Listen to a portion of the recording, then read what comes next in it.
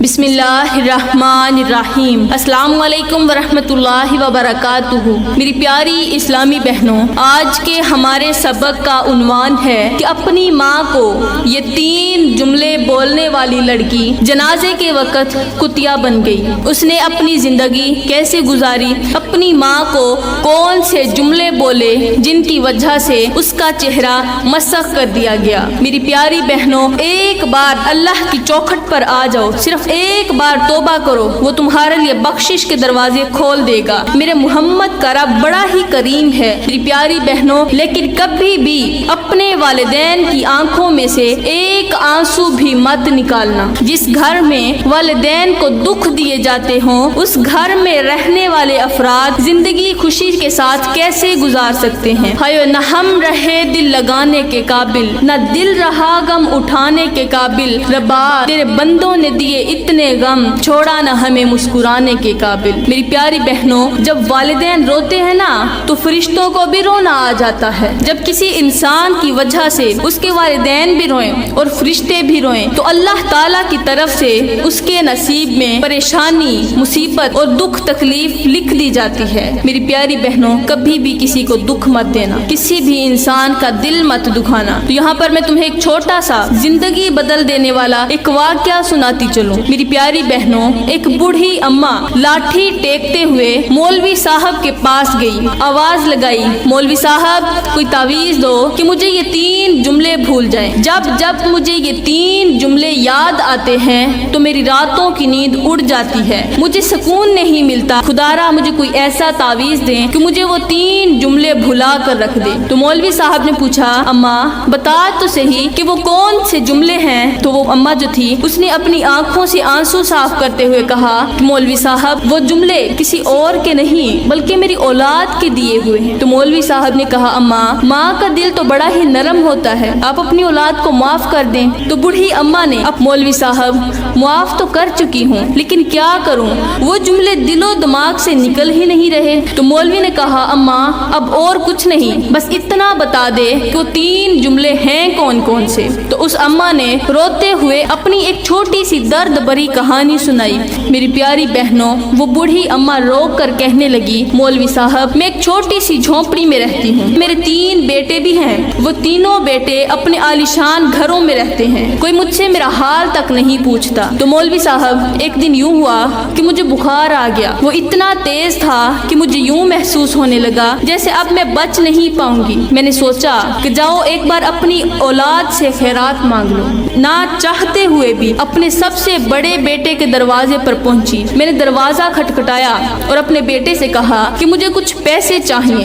میرے بیٹے نے کہا، اماں تجھے روٹی تو مل رہی ہے، اب تجھے پیسوں کی کیا ضرورت؟ تو میرے بیٹے نے کہا، میری فیملی کے اخراجات بہت زیادہ ہیں لہٰذا میرے پاس تو کچھ نہیں ہے۔ پھر اب دوسرے بیٹے کے دروازے پر جا کر میں نے پیسے مانگے تو میرا بیٹا کہنے لگا، اماں میرے حالات بہت خراب ہیں، پچھلے ہی دنوں میری بیوی بیمار ہوئی تھی تو میں نے اس پر لاکھوں کروڑوں روپے لگا دیے، اب میرے پاس کچھ نہیں۔ اب میں سب سے چھوٹے اور تیسرے بیٹے کے پاس گئی جس سے مجھے ایک چھوٹی سی امید بھی وابستہ تھی کہ یہ بیٹا ضرور میری مدد کرے گا۔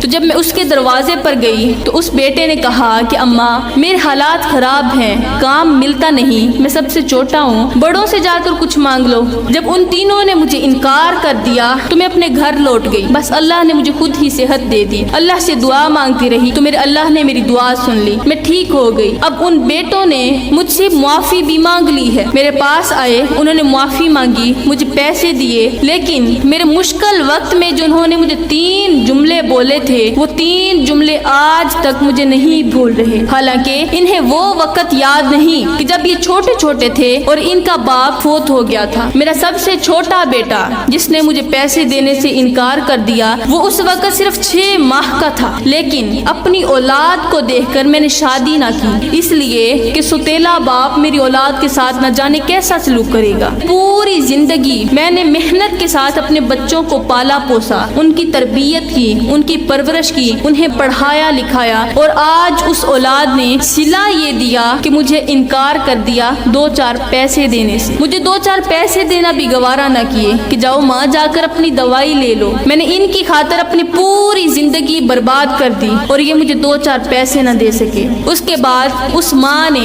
एक ऐसा तल्ख जुमला बोला कि मौलवी साहब, जो औलाद मुझे जीते जी 200 रुपए देना गवारा नहीं करती, वो मेरे मरने के बाद 2000 का कफन लेना कैसे गवारा करेगी। हायो लेखा विच विछोड़े रह गए, रो रो अथरू थोड़े रह गए, किसे भी मेरा हाल न सुनिया, हाथ भी मेरे जोड़े रह गए। पुत्र हुण ते आ जा, हुण गल चला, क्योंकि जिंदगी दे दिन थोड़े रह गए, लेखा विच विछोड़े रह गए। तो मेरी प्यारी बहनों, अब चलते हैं अपने सबक की तरफ कि औरत जो थी, जो लड़की थी, उसने अपनी माँ को वो कौन से 3 जुमले बोले थे जिनकी वजह से उसे दर्दनाक अजाब मिला। तो मेरी प्यारी बहनों, एक औरत का इंतकाल हुआ, उसके अजीजों कारब ने उसे गुस्ल कफन देकर उसका जनाजा लेकर कब्रिस्तान की तरफ जाने लगे। अभी वो कब्रिस्तान की तरफ जा ही रहे थे कि रास्ते में उन्होंने देखा कि जिस चारपाई पर मैयत पड़ी हुई थी, उसी चारपाई पर लाश की जगह एक कुत्ता नुमा औरत बैठी हुई है। उसका चेहरा मसख हो चुका था। जब लोगों ने ये मंजर देखा